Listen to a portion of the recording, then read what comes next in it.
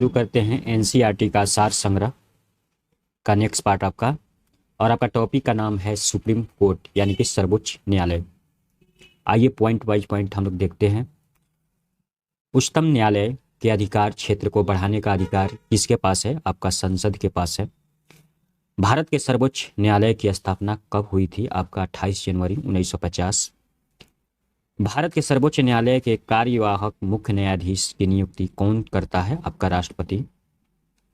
सर्वोच्च न्यायालय में मुख्य न्यायाधीश सहित कुल कितने न्यायाधीश हो सकते हैं? आपका 34। दूरसंचार विवाद निपटान एवं अपील अधिकरण यानी कि telecom dispute settlement and appellate tribunals यानी कि TDSAT यानी कि दूरसंचार विवाद निपटान एवं अपील अधिकरण यानी कि TDST के निर्णयों के को केवल सुप्रीम कोर्ट में चुनौती दी जा सकती है। नेक्स्ट पॉइंट देखते हैं। उच्चतम न्यायालय के न्यायाधीश के वेतन का निर्धारण किसके द्वारा किया जाता है? संसद द्वारा। सर्वोच्च न्यायालय के न्यायाधीश की नियुक्ति किसके द्वारा की जाती है? राष्ट्रपति के द्वारा। उच्चतम न्यायालय के न्यायाधीशों की संख्या में वृद्धि करने की शक्ति किसे प्राप्त है? संसद को। उच्चतम न्यायालय के न्यायाधीश किस प्रक्रिया के द्वारा हटाया जा सकता है? राष्ट्रपति के द्वारा संसद की अनुशंसा पर। सेवानिवृत्त यानी कि रिटायरमेंट के पश्चात सर्वोच्च न्यायालय के न्यायाधीश किसी भी न्यायालय में वकालत नहीं कर सकता है। सामान्यतः उच्चतम न्यायालय सभी मामलों की सुनवाई नई दिल्ली में करता है, परंतु किसके अनुमोदन से वह किसी अन्य स्थान पर भी सुनवाई कर सकता है? किसके अनुमोदन से? यानी कि सामान्यतः उच्चतम न्यायालय सभी मामलों की सुनवाई नई दिल्ली में करता है, परंतु किसके अनुमोदन से वह किसी अन्य स्थान पर भी सुनवाई कर सकता है? आपका राष्ट्रपति के अनुमोदन से। नेक्स्ट पॉइंट देखते हैं। सर्वोच्च न्यायालय के न्यायाधीश की सेवानिवृत्ति यानी कि रिटायरमेंट की आयु कितनी है? 65 वर्ष। भारतीय संविधान का कौन सा अनुच्छेद संवैधानिक विवाद में सर्वोच्च न्यायालय के अपीलीय क्षेत्राधिकार से संबंधित है? अनुच्छेद 134(1). उच्चतम न्यायालय में संविधान के निर्वाचन से संबंधित मामलों की सुनवाई करने के लिए न्यायाधीशों की संख्या कम से कम कितनी होनी चाहिए? आपका 5। नेक्स्ट पॉइंट देखते हैं।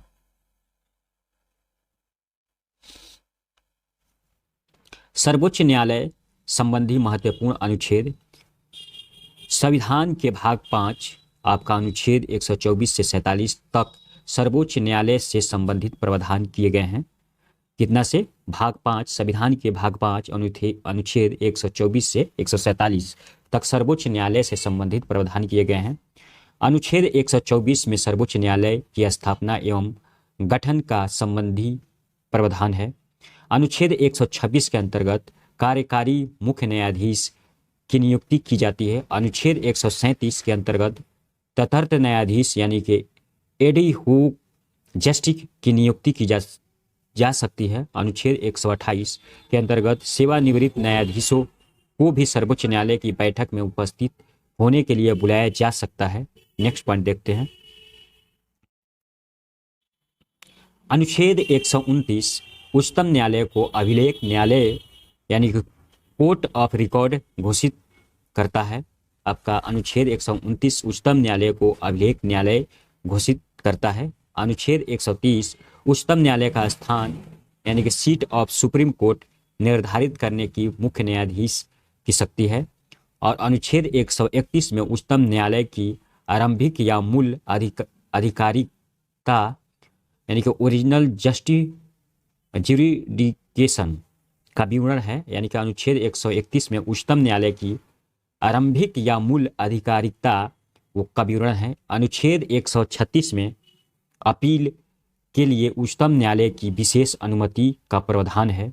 अनुच्छेद 137 में उच्चतम न्यायालय की अपने निर्णयों के पुनर्विचार की शक्ति के बारे में उल्लेख है। अनुच्छेद 141 के अनुसार उच्चतम न्यायालय द्वारा घोषित विधि सभी न्यायालयों पर बाध्यकारी होती है।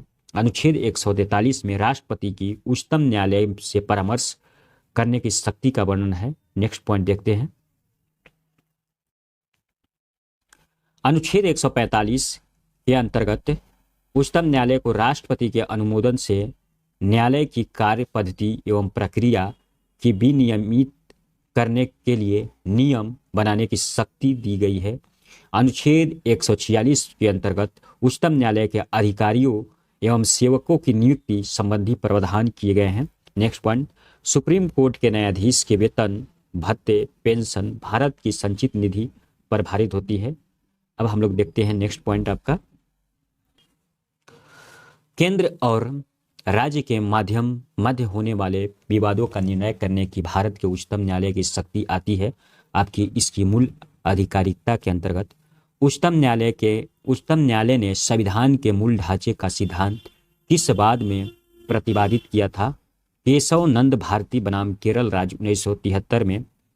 केवल सर्वोच्च न्यायालय में तदर्थ न्यायाधीशों की नियुक्ति का प्रावधान है। नेक्स्ट पॉइंट, संविधान का कौन सा अनुच्छेद उच्चतम न्यायालय को उसके द्वारा दिए गए निर्णय अथवा आदेश के पुनर्विलोकन हेतु अधिकृत करता है? अनुच्छेद 137। भारत में संविधान के मूल संरचना यानी कि बुनियादी ढांचा के सिद्धांत का स्रोत है न्यायिक समीक्षा। संविधान की व्याख्या करने का अंतिम अधिकार किसे है? आपको सर्वोच्च न्यायालय का। नेक्स्ट पॉइंट देखते हैं, उच्च न्यायालय और उच्चतम न्यायालय की आधिकारिकता के अंतर्गत कौन से मामले आते हैं? मूल अधिकार का प्रवर्तन। भारतीय संविधान का संरक्षण कौन है? सर्वोच्च न्यायालय। नेक्स्ट पॉइंट, न्यायाधीशों को प्राप्त उन्मुक्ति।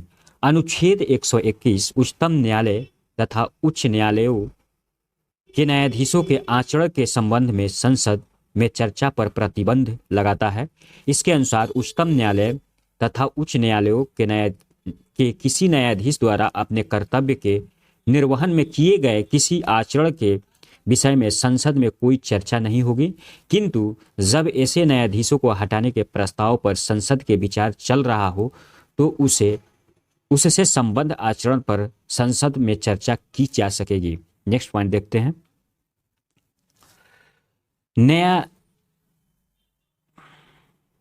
आपका नेक्स्ट पॉइंट, न्यायालय की अवमानना।